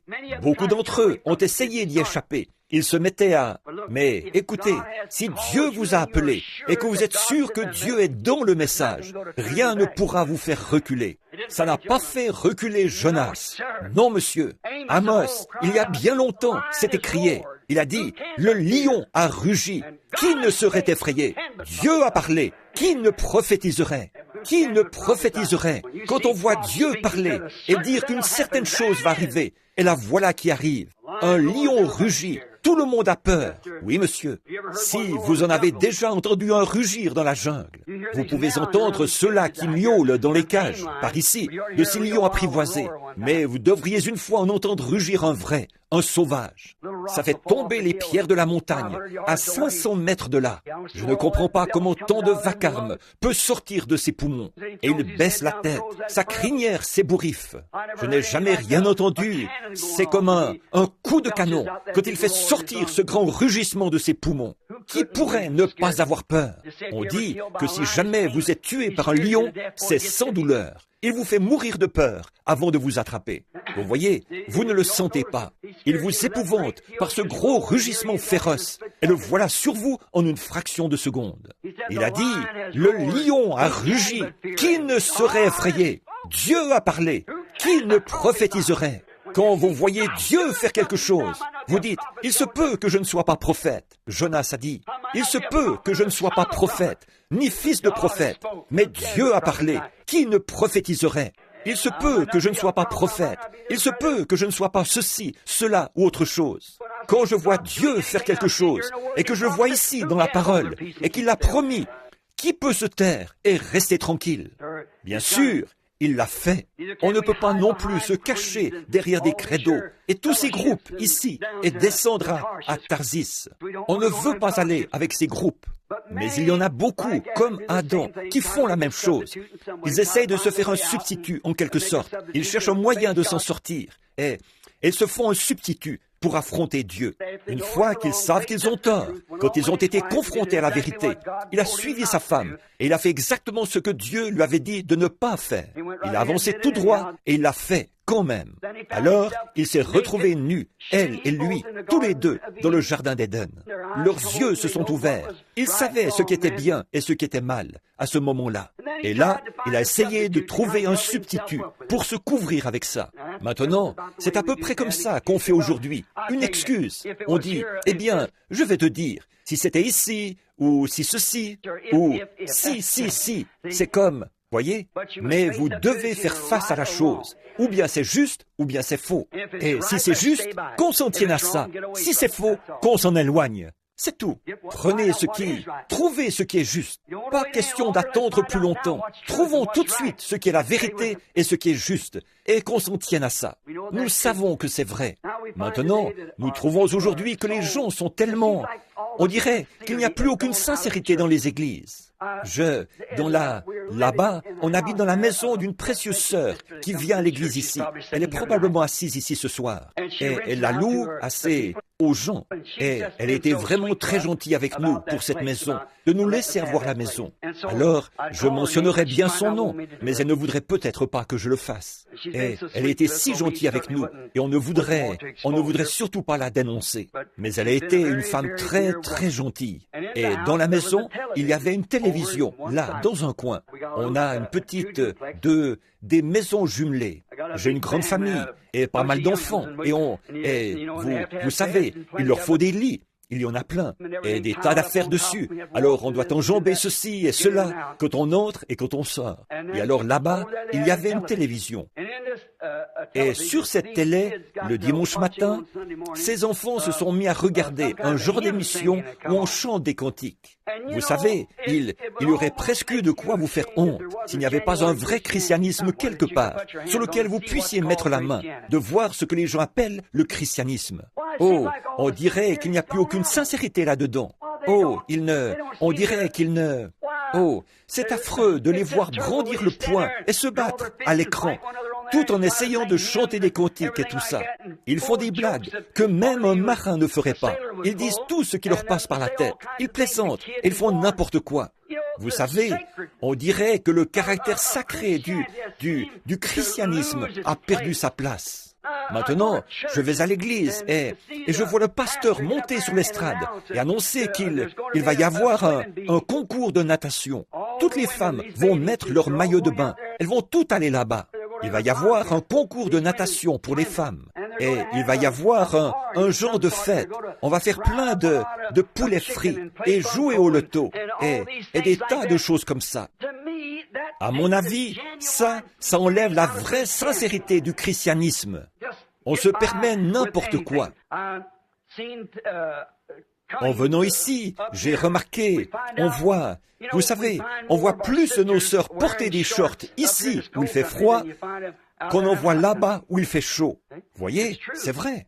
Là-bas où il fait vraiment chaud, il n'y en a pas tellement qui en portent. Mais ici où il fait froid, elles le font. Vous voyez, elles ne se rendent pas compte que c'est le diable qui fait ça. Voyez. Maintenant, si c'était pour être bien, pour être plus à l'aise, ce serait autre chose. Sur un homme, je trouve que c'est affreux à voir sur un homme. Mais on ne ferait pas attention à un homme. Mais la femme, son corps est sacré. Elle doit le garder sacré. Et de voir des vieux, on peut voir les gens aujourd'hui. Il y a deux esprits. Et l'un d'eux, c'est le Saint-Esprit. L'autre, c'est un esprit malsain. Et c'est par ça qu'on est gouverné. Et ils sont tous les deux religieux. Et oui, c'est ça qui est étonnant. Ils sont tous les deux religieux. Comme Jacob et Ésaü. Tous les deux religieux, comme Caïn et Abel, tous les deux religieux, comme Judas et Jésus, tous les deux religieux. Et on le voit aujourd'hui, religieux des deux côtés. Vous voyez, c'est le même esprit. Les gens meurent, mais l'esprit ne meurt pas. Ils continuent, tous les deux religieux. Il y a un côté qui possède le Saint-Esprit. Ceux-là vivent la vie qu'ils doivent vivre. Et ils marchent dans la piété et l'honnêteté. Ils ne vous rouleraient pas d'un centime. Et ils font tout aussi honnêtement qu'ils peuvent pour vous aider. Et les autres vont, aussi gentils qu'on peut l'être. Et les autres, on voit, c'est tout à fait l'inverse. Et pourtant, tous les deux sont des esprits religieux. Les deux. L'un, le Saint-Esprit, et l'autre, un esprit malsain. Et si vous remarquez, même s'ils se disent religieux, ils vont se moquer de vous. Ils vont vous traiter d'exaltés. Ils font tout ce qu'ils peuvent. Ils ne tiennent pas compte de l'immuable parole de Dieu, comme si elle n'avait jamais été écrite. Voyez, vous avez beau dire, bon, écoutez, si le baptême, mais j'ai le Saint-Esprit. Et vous êtes là, un cigare à la main, en train de fumer? Oui, j'ai le Saint-Esprit. Moi, je ne pense pas que ce soit mal de prendre un petit verre. Moi, je ne pense pas que... Voyez? Et vous avez remarqué? Moi, je ne pense pas. Mais Dieu, lui, il pense autrement. Vous voyez? D'après sa parole. Voyez? Et ce qu'ils font, en fait, c'est qu'ils crachent dessus. C'est tout à fait ça. Tout comme ce type-là, cet infirme qui est arrivé en rampant cette fois-là. Quand David était excommunié de son trône, il montait la montagne des Oliviers. Il s'en allait en pleurant, alors qu'il montait. Il regardait en arrière. Et ce type-là est sorti en se traînant, là, et il lui crachait dessus. Et le garde, là, a dit, « Je laisserai la tête de ce chien sur lui, qui crache sur mon roi ?» David a dit, « Laisse-le. » Vous voyez, ils lui ont craché dessus. À peu près 800 ans plus tard, ils ont aussi craché sur son fils, Jésus-Christ. Et aujourd'hui, ils crachent encore dessus, comme si ce n'était... Ils n'ont aucun respect, ils s'en fichent, ils haussent les épaules et ils s'en vont. Et ils vous rient au nez. Pourquoi? Ils sont sur un bateau pour Tarsis. C'est cet appel à Dieu. Vous devez crier contre le mal, crier contre le péché, crier contre ce qui est faux. Maintenant, souvenez-vous, ce sera... dites donc, l'heure. Vous savez, j'ai 2 heures de décalage. À Tucson, il est seulement 19h10. Et je commence à ne plus trop être à ma place ici. Bon, maintenant souvenez-vous qu'on devra en répondre. Souvenez-vous, ceux qui crachent sur Christ vont en répondre. Quand David est revenu de son exil, quand il avait fui, quand il est revenu, souvenez-vous que ce type-là s'est jeté face contre terre et il a imploré sa miséricorde. Il avait craché sur David quand il sortait, mais il aurait été prêt à baigner ses pieds de larmes quand il est revenu. Et un jour, ceux qui ont percé Jésus le verront. Et ceux qui le percent aujourd'hui le verront aussi. Un jour, ça les rattrapera. Souvenez-vous, Apocalypse 22. Il exige de nous que nous gardions chaque parole qu'il a écrite. Chaque parole. Maintenant, nous savons que sa présence est ici. C'est confirmé. Nous l'avons. Et nous sommes confiants que ce sera encore confirmé parmi nous cette semaine, que les malades seront guéris et que de grandes choses vont se passer. Nous ne voulons pas l'opinion populaire. Nous voulons la vérité. Et nous ne voulons pas accepter autre chose que ce que Dieu a dit qui est la vérité. Mais sachez que vos péchés vous atteindront toujours. S'ils ne le font pas ici, ils vous auront au jugement. Alors quelque part, ça vous rattrapera. Oh oui, mais si vous êtes un vrai chrétien, vraiment appelé, comme Jonas, alors Dieu a déjà payé le prix de votre voyage. Descendez donc de ce bateau pour Tarsis. Dieu vous a prédestiné à cette vie. Oui, monsieur. Si vous êtes un vrai enfant de Dieu appelé, venez à Christ. Entrez dans sa plénitude. Votre voyage est payé. Vers où? Il est payé vers Ninive, pas vers Tarsis. Vous êtes prédestinés. Votre bateau, il y a un bateau qui part à l'instant même. Il se met en route. Alors, la seule chose à faire, c'est d'embarquer. Et si vous étiez comme Dieu, vous ne pourrez jamais trouver la paix. C'est comme mon neveu tout à l'heure. Ça fait à peu près 10 ans maintenant qu'il erre à droite et à gauche. Des fois, le matin, il va à cette église catholique là-bas. Et il prend celle-là à cause de ce que dit un Saint-Père là-bas. Et puis, un autre par-ci et un autre par-là. Et qu'est-ce qu'il y gagne au bout du compte? Voyez? Et maintenant, il a encore faim et soif. Je lui ai dit, mon garçon, ta place, c'est là-bas, à l'autel. Voyez? Il n'y a pas moyen d'y échapper. Quand Dieu est à vos trousses, vous faites mieux d'abandonner la partie et d'y aller. C'est tout. Souvenez-vous, Dieu, eh bien, Dieu était dans le bateau, Dieu était dans la tempête, Dieu était dans le poisson. Partout où il allait, Dieu était là. Voyez, Dieu est là, et ça n'arrêtera pas de vous poursuivre. Alors pourquoi attendre plus longtemps? Commençons ce réveil comme il faut. C'est ça.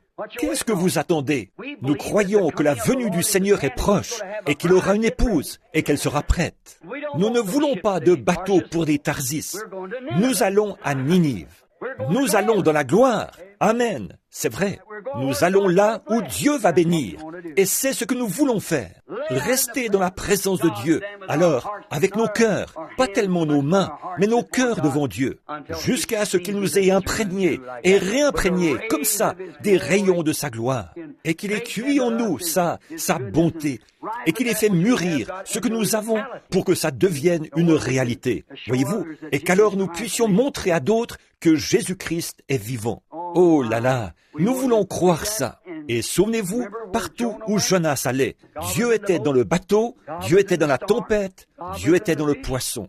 Il a continué à suivre Jonas jusqu'à ce que sa volonté parfaite se fasse. C'est vrai. Et si jamais il est à vos trousses, vous pouvez vous esquiver par-ci et vous esquiver par-là, mais vous serez malheureux tant que vous ne reviendrez pas faire la chose que vous aviez commencé à faire pour lui au départ.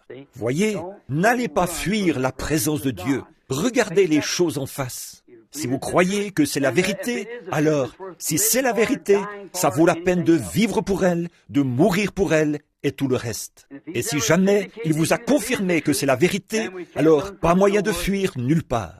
Il sera là de toute façon. Vous ne pouvez pas le faire. Par le prophète auquel il avait pourvu, celui qu'il avait établi pour aller là-bas apporter ce message. Bon, on pourrait penser qu'il aurait pu envoyer un autre prophète, mais c'est Jonas qui l'avait établi pour ça. Et même Élie n'aurait pas fait l'affaire. Jérémie n'aurait pas fait l'affaire. Moïse n'aurait pas fait l'affaire.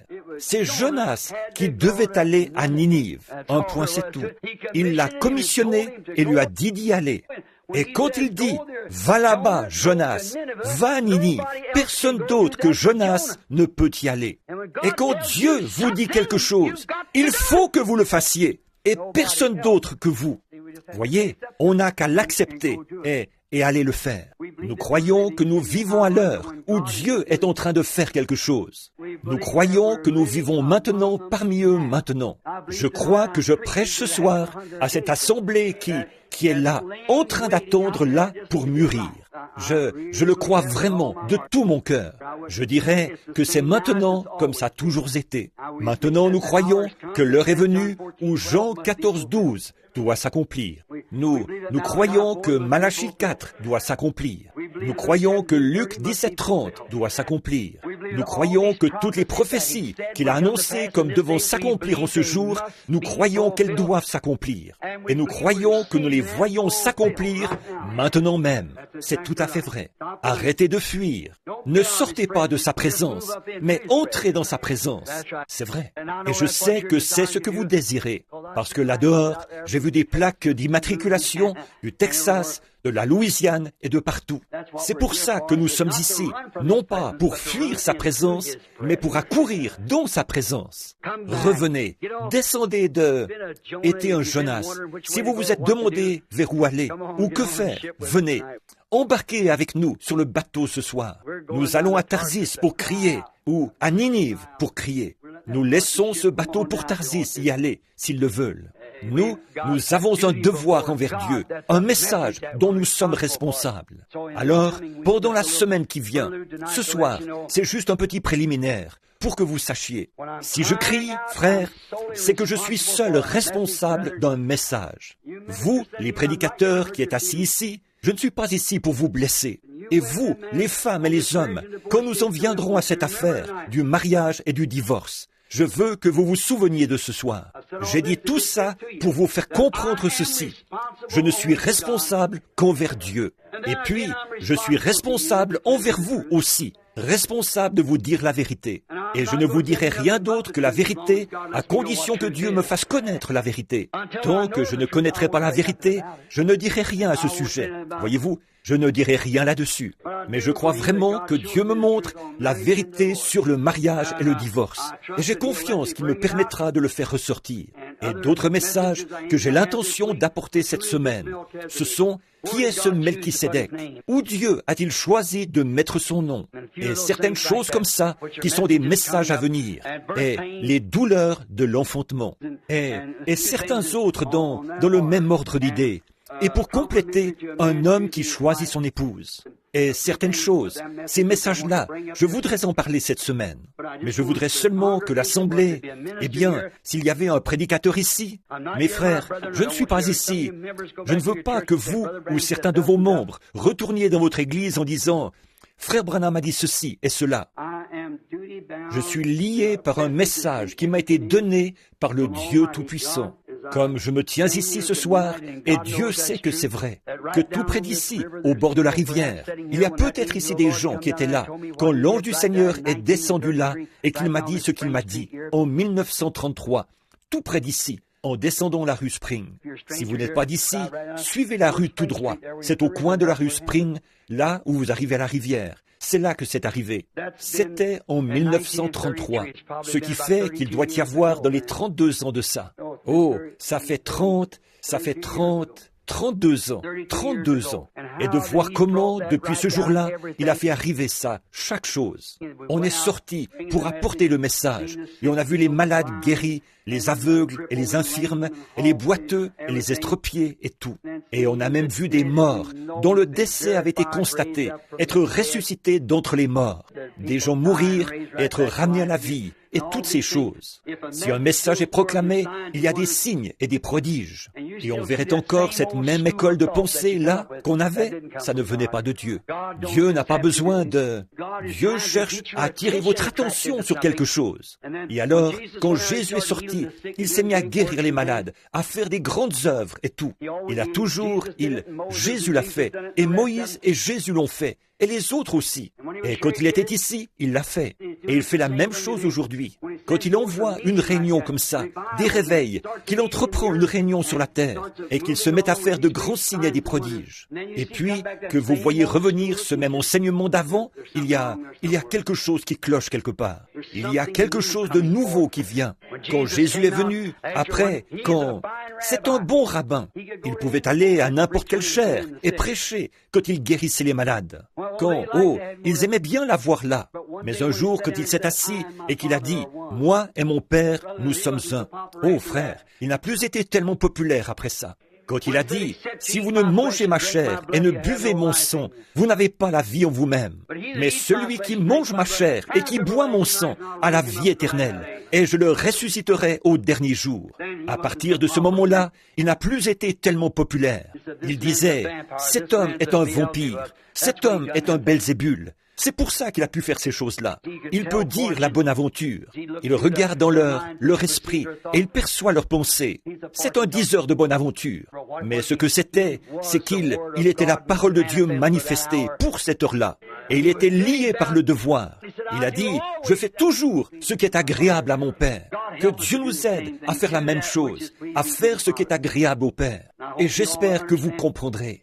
Et si vous n'êtes pas d'accord avec moi sur ces messages et ces choses, j'espère que vous n'oublierez pas et que vous aurez au moins assez de respect pour voir que j'ai une responsabilité et que je ne vais pas à Tarsis. Je suis en route vers Ninive et je dois crier. Que Dieu vous bénisse tous. Maintenant, courbons la tête un instant. Il est presque 21h30. Je ne veux pas vous retenir, mais j'aimerais savoir une chose, si possible, ce soir. Est-ce qu'il y en a ici qui ne sont pas exactement où ils devraient être en Christ, mais vous voudriez y être et vous désirez y être? Alors, est-ce que vous voulez juste lever la main pour dire « Frère Branham, priez pour moi. Que Dieu vous bénisse. Regardez-moi toutes ces mains. Je suis ici, Frère Branham, pour me rapprocher de Dieu. Et si vous aviez la tête levée, moi aussi, j'ai la main levée. C'est pour ça que je suis ici. J'ai faim, tout comme vous. Mais, l'autre jour, une chose des plus glorieuses est arrivée. Et maintenant, je sais ce que je dois faire. Et je prie Dieu de vous donner cette compréhension claire. Elle est là. Là, si une question se pose à votre esprit, il faut qu'il y ait une réponse quelque part pour répondre à cette question. Ma prière, c'est que Dieu vous fasse voir la réponse à cette question pendant ces moments. Si vous êtes malade, puisse Dieu vous guérir. Nous allons avoir des services de guérison pratiquement chaque soir, je pense, et nous allons prier pour les malades. Nous ferons tout ce que nous pouvons pour vous aider. Et vous, faites tout ce que vous pouvez pour nous aider. On travaillera ensemble, confiant que Dieu nous donnera de glorieuses réunions. Maintenant, Dieu notre Père, ces quelques paroles entrecoupées, mais elles sont entre tes mains maintenant. Seigneur, elles ont été prononcées, je devrais en répondre. C'est comme, ces mots ne pourront jamais s'éteindre. Ils continuent à tourner autour de la terre. Ils sont enregistrés, et un jour, j'y serai confronté de nouveau. J'en suis conscient, Seigneur, et je le dis avec une profonde sincérité. Dieu bien-aimé, ce soir, je prie pour chacun de ceux-ci, tes enfants. Et, ô Dieu, je veux croire qu'avant la fin de cette semaine, ils comprendront que la question qui les préoccupe tant ce soir sera réglée. Accorde-le, Seigneur.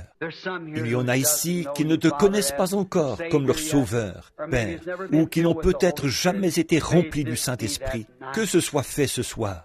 Seigneur, je ne peux remplir personne du Saint-Esprit, pas plus que je ne peux sauver qui que ce soit. Je peux seulement leur dire ce que tu as dit. Heureux ceux qui ont faim et soif de la justice, car ils seront rassasiés. Et je te prie, ô Dieu, de créer une telle faim dans leur cœur. Beaucoup, Seigneur, forcément qu'ils ont faim. Sinon, pourquoi est-ce qu'ils feraient des centaines de kilomètres sur des routes verglacées et tout, et à travers la pluie dans les montagnes, et à travers les déserts, pour venir dans un petit bâtiment là, au coin de la rue. Et alors, je repense à ce que tu as dit. En quelque lieu que soit le cadavre, là s'assembleront les aigles. Nourris-nous, Seigneur, de ta manne divine. Donne à nos âmes ce dont nous avons vraiment besoin. Nous avons soif de toi, Père. Nous sommes entre tes mains maintenant. Et que le glorieux Saint-Esprit qui est descendu sur la montagne là-bas l'autre jour, qu'il sature, je te prie, chaque cœur qui est ici de sa bonté, de sa miséricorde et de compréhension. Père, nous sommes conscients que c'est de ça que nous avons besoin, c'est de comprendre. Car si nous ne savons pas ce que nous faisons, comment pouvons-nous savoir le faire? Mais il nous faut de la compréhension. Comme Daniel le disait, il avait compris par les écrits du prophète Jérémie. Et Père, nous comprenons par l'écriture du Saint-Esprit, comme il veut nous la révéler dans cette heure-ci. Exauce, Seigneur, les désirs de toi que nous avons. C'est avec un cœur rempli de tendresse que nous te le demandons, Père, pour ta gloire, au nom de Jésus-Christ. Maintenant, gardons la tête inclinée. Et pendant que notre sœur joue ça, il me donnera grâce et gloire et m'accompagnera jusqu'au bout. Je voudrais que vous priez en silence maintenant et que vous demandiez au Père Céleste de vous accorder ce soir ce dont vous avez besoin. Mon cher frère, ma chère sœur, il est aussi proche de vous que votre bras. Vous m'avez cru pour d'autres choses. Alors croyez-moi pour ça. Il est ici pour vous donner tout ce dont vous avez besoin. Oh, ces dernières semaines, j'étais tellement affamé, tellement assoiffé. J'avais tellement envie de vous revoir. C'est pour ça que j'ai dit, Billy, rentrons chez nous. Mais Dad a dit, pourquoi veux-tu retourner là-bas où il fait froid, Bill? Tu attrapes toujours un mal de gorge et tout. Tu te retrouves toujours avec un rhume de cerveau, enroué, et tu n'arrives presque plus à parler. J'ai dit, eh bien, je ne sais pas. Je lui ai dit, je vois mon ami, Charlie Cox, assis là-bas. Je lui ai dit, je suis impatient d'entendre Charlie dire, le petit écureuil a grimpé sur cet arbre là-bas.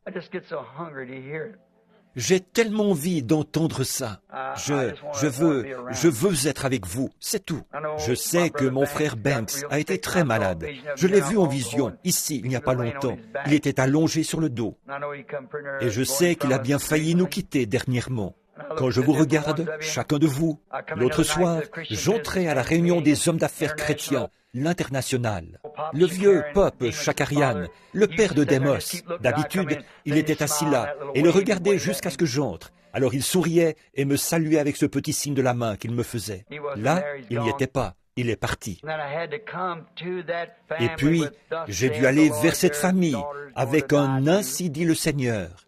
Leur fille aussi va mourir. Florence. Je l'ai vue en vision. Je l'ai vue partir. Je sais qu'elle s'en va. Et j'ai dit, priez, priez. Vous savez, il y a un prophète une fois avait été chargé d'aller dire à un roi de mettre sa maison en ordre. Alors il a prié et lui a prêté vie pour 15 ans de plus. J'ai dit, priez.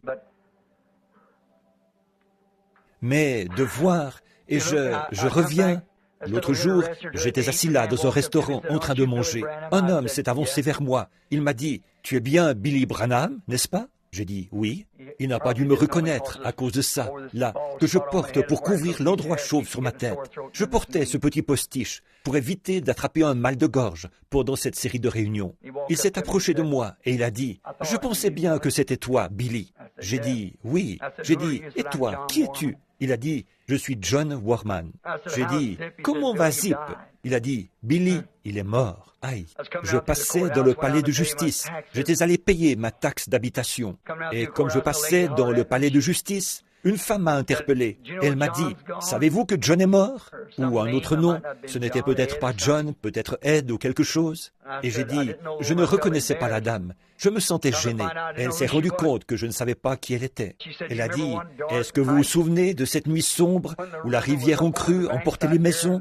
Dans la rue Chestnut, quand vous avez risqué votre vie pour entrer dans une maison et en faire sortir une femme et des jeunes enfants? » J'ai dit, « C'était vous ?» Elle a dit, « Cette femme, c'était moi. » Elle s'était mise à hurler pour son bébé. Vous connaissez mon histoire. Elle a dit, « Celui que j'appelais mon bébé, il est marié, il a une famille. » Voyez, et la voilà âgée, les cheveux gris. Et moi aussi. Comme si, une par une, nos cartes étaient retirées du fichier. Quand on a des réunions, je vois que celui-ci n'est plus là et que celui-là n'est plus là. Il nous faut tous partir un jour ou l'autre. Mais frères, sœurs, il y a un lieu de rassemblement. Assurons-nous bien d'être en règle. Voulez-vous le faire? Que toute notre compréhension de Dieu et tout, que tout ça ne soit pas en vain. Croyons. Père, ils sont entre tes mains. Je suis entre tes mains, Seigneur. Si nous sommes ici maintenant, c'est seulement pour nous consacrer. Avant cette série de réunions qui va commencer demain soir, veux-tu nous aider, Seigneur? Que nos conversations soient constamment centrées sur toi. Que nos cœurs et nos esprits soient toujours fixés sur toi. Et alors, tu as dit que tu nous garderais dans une paix parfaite. Il est également écrit dans la Bible, ne t'appuie pas sur ta propre compréhension des choses. Ô Dieu, nous ne voulons pas notre compréhension, nous voulons ta compréhension des choses. Donne-nous cela, ô Dieu, et qu'un réveil vienne dans nos âmes, à tel point que ce groupe de gens sera d'un seul cœur et d'un même accord. Accorde-le, Père. Accorde ces choses, puisque nous prions dans le nom de Jésus-Christ.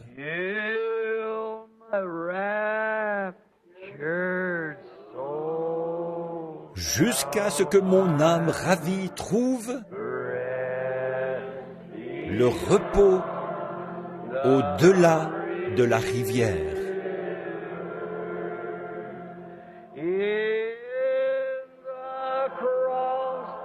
Dans la croix,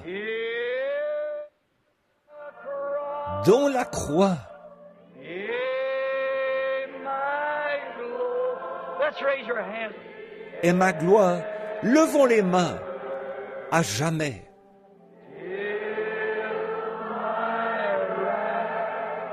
Jusqu'à ce que mon âme ravie trouve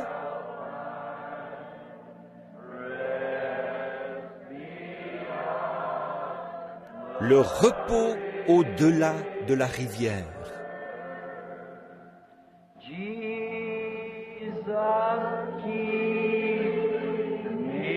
Jésus, garde-moi près de la croix.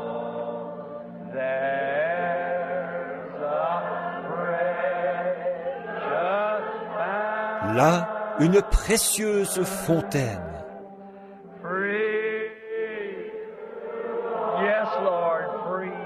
Gratuite. Oui, Seigneur, gratuite. Flot qui guérit.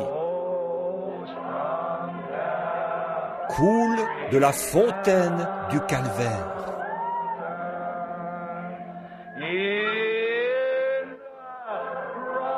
Dans la croix,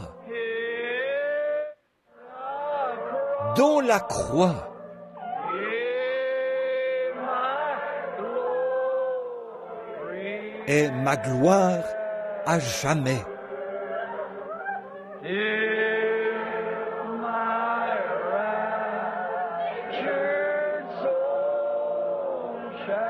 Jusqu'à ce que mon âme ravie trouve le repos au-delà de la rivière.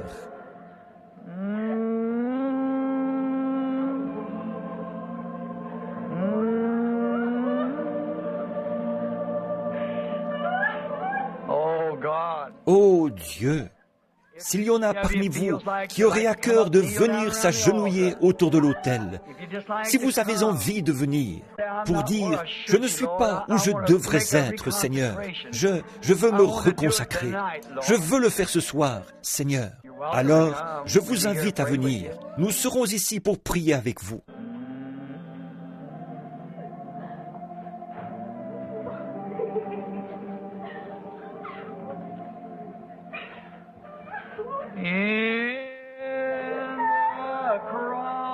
Dans la croix,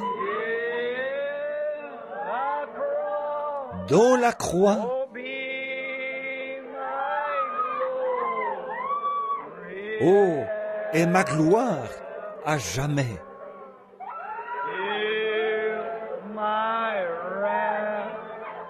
Jusqu'à ce que mon âme ravie trouve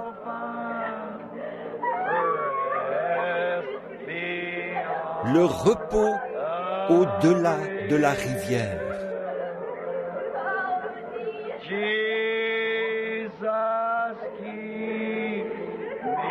Jésus, garde-moi près de la croix.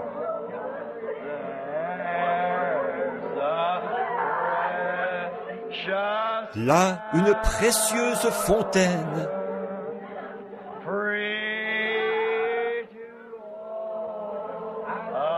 Gratuite pour tous, un flot qui guérit, coule de la montagne du Calvaire.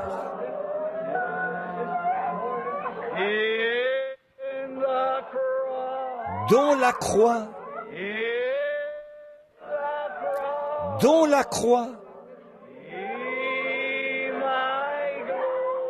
est ma gloire à jamais.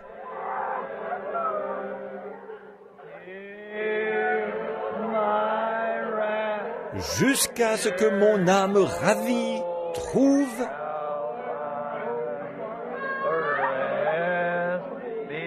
le repos au-delà de la rivière.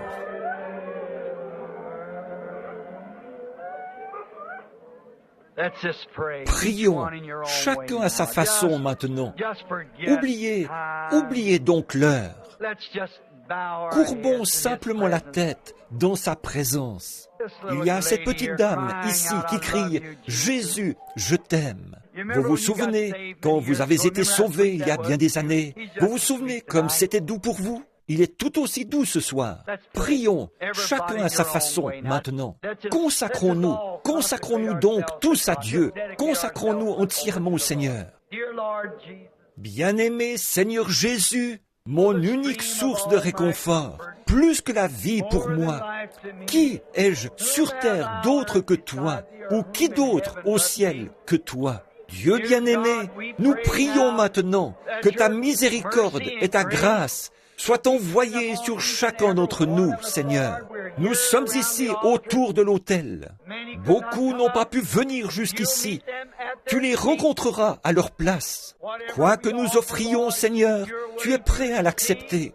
Si nous t'offrons seulement notre temps, tu l'accepteras. Du talent, tu l'accepteras. Mais Seigneur Dieu, ce soir, nous allons plus loin que ça. Nous offrons tout ce que nous sommes. Tout ce que je suis, tout ce que je peux m'attendre à être, tout est en toi, Seigneur. Nous te prions de prendre nos prières, que voici, dans ton cœur, Seigneur, et de nous donner de la grande profondeur du Saint-Esprit, afin que nos vies soient changées. Car nous voyons que nous approchons de la fin maintenant. Ça ne peut plus être très long.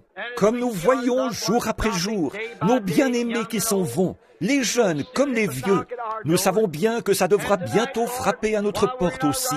Et ce soir, Seigneur, pendant que nous sommes en possession de toutes nos facultés, assis ici, ou à genoux ici, ou debout ici, dans quelque position que nous soyons, reçois-nous, Seigneur Dieu. Prends-moi, Seigneur. Je ne suis rien. Mais quoi que je sois, Seigneur, si tu peux arriver à te servir de moi, je me consacre à toi. Je prie, Dieu bien-aimé, pour chacun de ceux-ci, ces braves gens pour lesquels j'ai pleuré quand je me tenais là-bas dans les montagnes de l'Arizona. Voilà qu'ils sont ici, à genoux autour de l'autel ce soir, avec nous, en train de prier, de consacrer nos vies. Nous t'aimons, Père, plus que notre propre vie. Nous t'aimons plus que notre famille. Nous t'aimons plus que femmes, enfants, père, mère, sœurs, frères, mari, femme. Nous t'aimons, Seigneur Jésus. Fais en sorte que ça devienne une telle réalité dans nos cœurs, Seigneur. Répands une huile de joie dans nos âmes cette semaine, Seigneur. Donne-nous un bain, un lavage de la parole, par l'eau de la parole, en distribuant à chacun de nous la vérité. Il y en a beaucoup ici ce soir, Seigneur, et beaucoup aussi qui viendront, qui sont dans la confusion sur ces sujets vitaux. Ô Dieu, ouvre dans la maison de Dieu cette source qui est là pour nous purifier. Je te prie, ô Dieu, de nous laver et de nous purifier dans ton sang et de faire de nous de nouvelles créatures.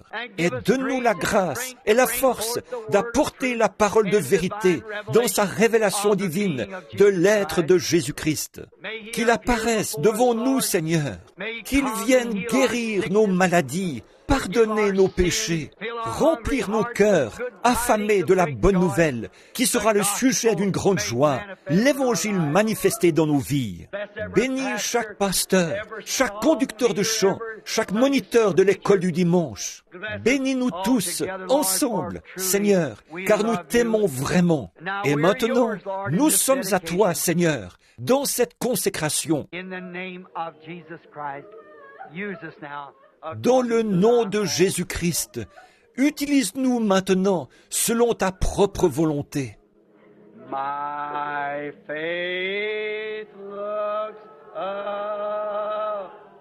Ma foi regarde vers toi. Toi, agneau du calvaire. Ô Sauveur divin,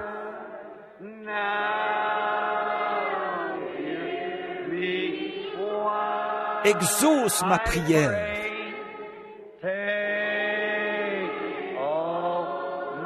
Enlève tout mon péché.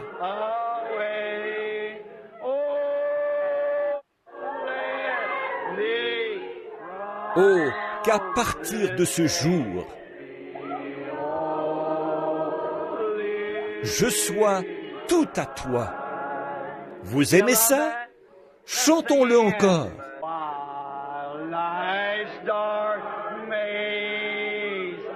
Comme je marche dans le sombre labyrinthe de la vie, et que les chagrins autour de moi se multiplient, toi, sois mon guide.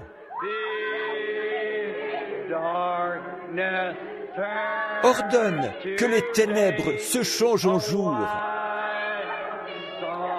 Essuie mes larmes de tristesse. Et que jamais je ne m'égare. Loin de toi. Est-ce que vous ne vous sentez pas bien avec ça? Combien aiment chanter ces vieux chants? Moi, je les aime beaucoup. Pas vous? Nous marchons vers Sion. Magnifique, magnifique Sion. Nous montons toujours vers Sion, la magnifique cité de Dieu. Nous marchons vers Sion. Oh, magnifique, magnifique Sion. Nous montons toujours vers Sion, la magnifique cité de Dieu. Venons, nous qui aimons le Seigneur. Faisons connaître nos joies.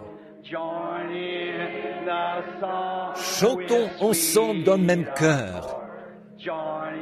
Chantons ensemble d'un même cœur. Et entourons le trône. Entourons. Maintenant, levons-nous pour le chanter. Serrez-vous la main les uns les autres. Marchons vers Sion. Dieu vous bénisse, sœur. Dieu vous bénisse, sœur. Dieu vous bénisse, frère. Dieu vous bénisse, sœur. La magnifique cité de Dieu. Levons les mains vers Dieu maintenant. Oh, nous marchons vers Sion. Magnifique, magnifique Sion. Nous montons toujours vers Sion, la magnifique cité de Dieu. Nous marchons vers Sion. Magnifique, magnifique Sion. Nous montons toujours vers Sion, la magnifique cité de Dieu. Est-ce que vous ne vous sentez pas merveilleusement bien avec ça? Oh là là! Oh, levons les mains et louons-le chacun à sa façon. Seigneur Jésus, toi, la rose de Saron, le lys de la vallée, l'étoile brillante du matin, le plus beau entre 10 000 pour mon âme. Toi, mon unique source de réconfort, plus que la vie pour moi. Comme nous t'aimons, prête l'oreille maintenant, Seigneur, comme nous te remercions. Oh, comme nous te louons. Bénis-les, ô notre précieux Seigneur et Sauveur.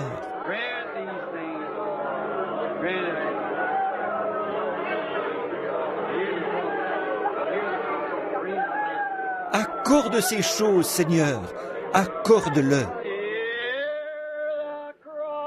Près de la croix est ma gloire à jamais. Jusqu'à ce que mon âme ravie trouve le repos au-delà de la rivière. Je ne sais pas pourquoi, mais j'ai l'impression il y a quelque chose qui est juste devant nous. Maintenant, souvenez-vous, je crois que je suis en train de prophétiser. De grandes joies nous attendent. Croyez-le, c'est vrai. Beaucoup de cœurs attristés de grands mystères seront éclaircis, et la tristesse des gens se changera en joie. Près de la croix, dans la croix, est ma gloire à jamais.